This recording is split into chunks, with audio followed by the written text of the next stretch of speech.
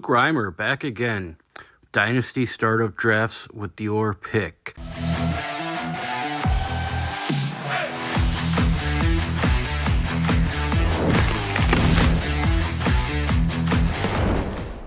So we're doing the 6th pick in this Dynasty draft, and we're starting as normal: 1 quarterback, 2 running back, 2 receiver, 1 tight end, and 2 flex spots. So with the 6th pick, it kind of gives you a little flexibility. You can either pick to kind of win for the future or win now. But as we're looking at it, we see a couple of our top guys go.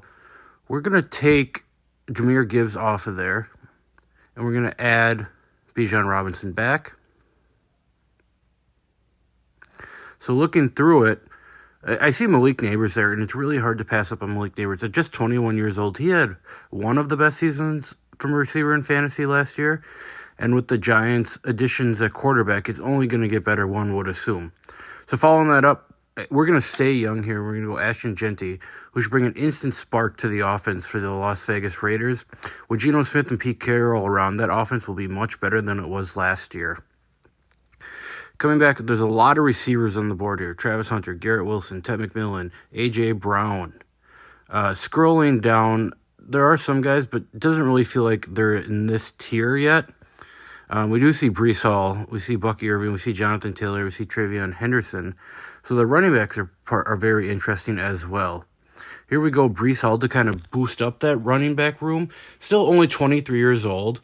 The Jets are in an interesting position with Justin Fields. In order to get Justin Fields' legs going, Breece Hall is going to have to be used. So I'm very confident that Breece Hall will see a lot more usage than he normally does. The next edition of our team, we're looking down. Travion Henderson's still there. But to kind of round out that receiver room, we went T. Higgins. 26 years old, just signed a big deal with the Bengals. He's not very happy, it seems like, in Cincinnati, so should he get traded at midseason, that's even better for us. But either way, with Joe Burrow, T. Higgins will be fine. I mean, look what he did to end the year last year. Following that up, we're taking someone I'm really high on, it's Xavier Worthy. Travis Kelce probably has a year or two left in him, but outside of that, they need someone to work that middle. And I think Xavier Worthy is a guy who can hit those underneath routes and take the ball and run. Plus, 22 years old, he adds to the youth. So as opposed to, building for a win now or win in a couple of years, we're kind of building that together. You're adding Drake May, who should take the next step this year. Everyone's expecting him to. I am as well. Drake May looked good last year, just a really bad team around him. New regime in for the Patriots. I'm excited about Drake May. So Drake May, Ashton Jeanty, Breece Hall, Xavier Worthy, Malik Neighbors, and T. Higgins. I like our start. I'm going to continue to go young here, and I'm going to continue to go young running back, R.J. Harvey. R.J. Harvey now running for Sean Payton's offense.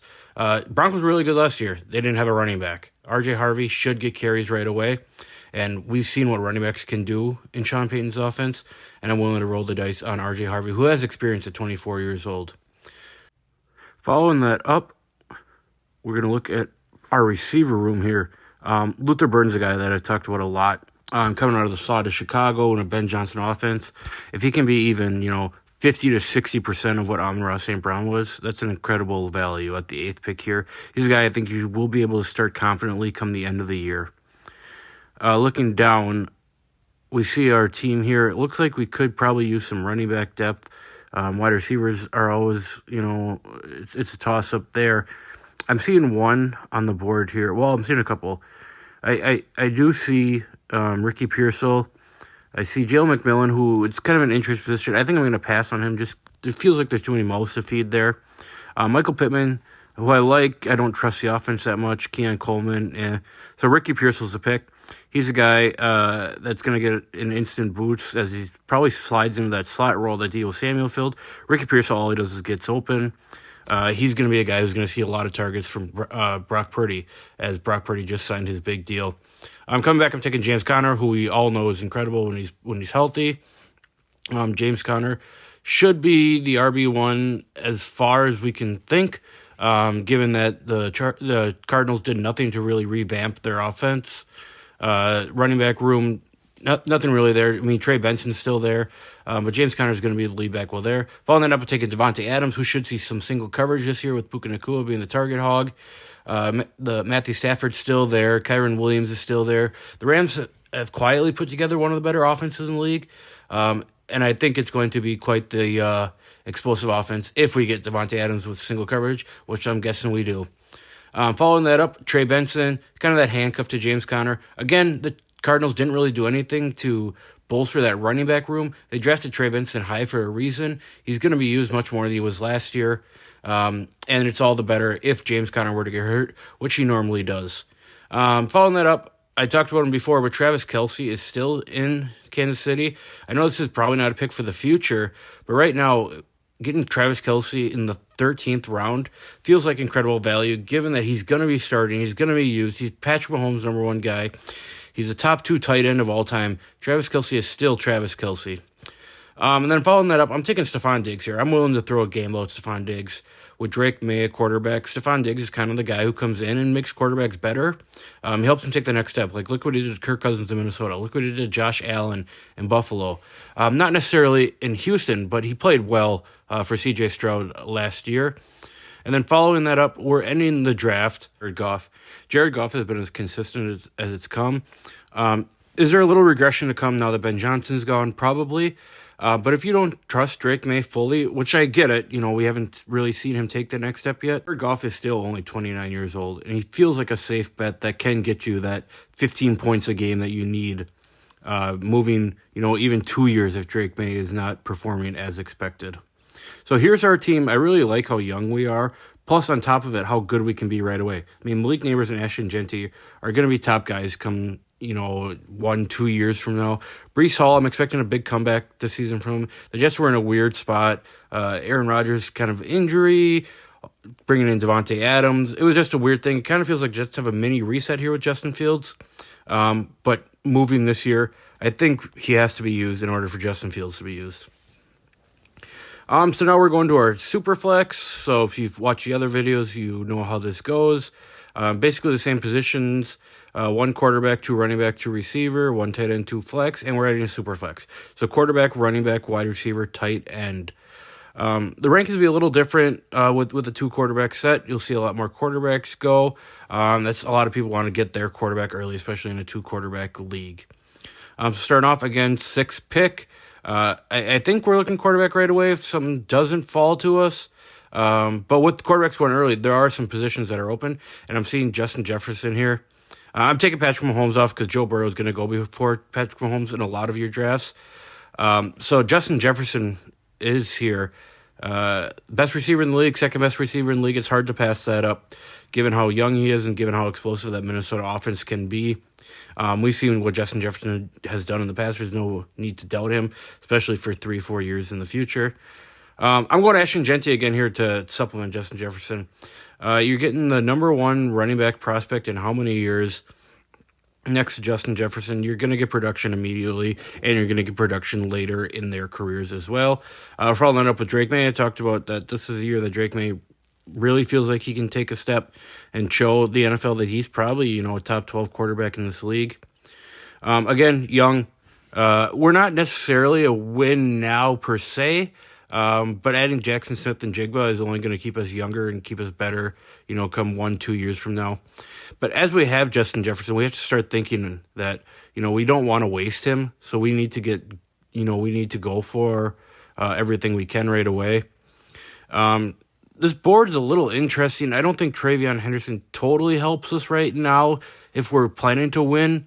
Ramondre Stevenson is still in New England. Kevin Williams I'm not very excited about, but I'm going T. Higgins again. I mean, he's been wide receiver 2 for his whole career. If he's on any other team, he's wide receiver 1, and all T. Higgins does is produce. He's got the new contract now, so he can play. And again, if he gets traded midseason, that probably works even better in our favor. And going along with that win now, I'm willing to take a risk on Christian McCaffrey.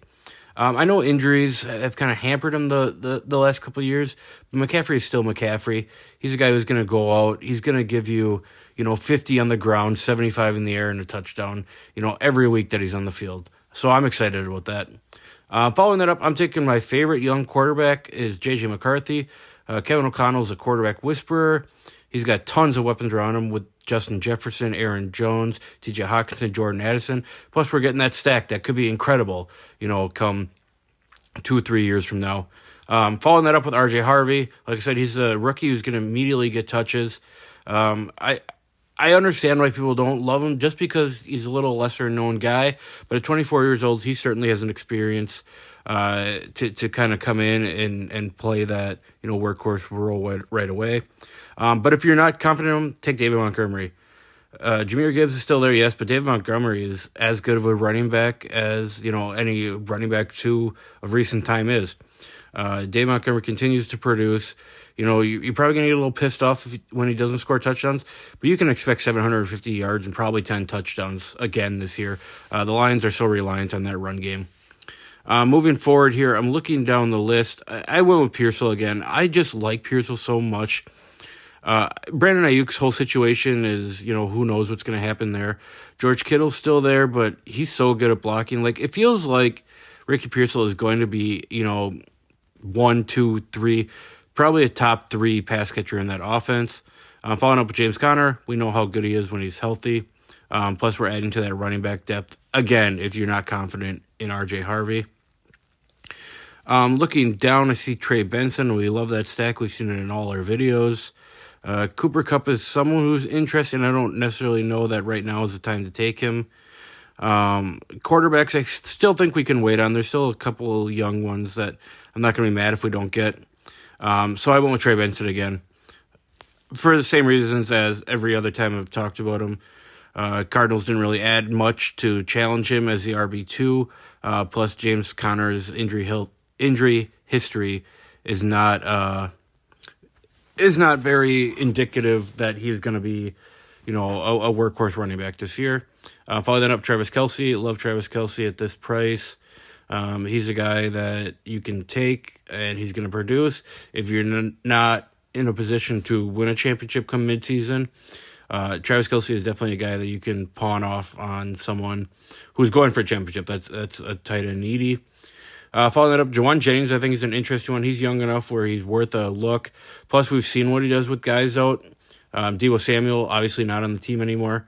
And Juwan Jennings, he's going to have a 300-yard game this season. Take him my next quarterback here, Michael Penix. Atlanta's a really interesting spot.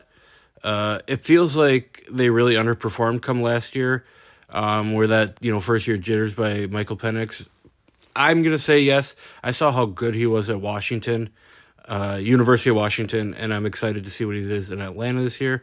Then following that up with Terrence Ferguson, extremely athletic, extremely good at catching the ball, extremely good at running after the catch. He's going to be our kind of stash away tight end as we keep Travis Kelce for as long as he's got. With Higbee's injury history, I like Ferguson. Fuck yeah!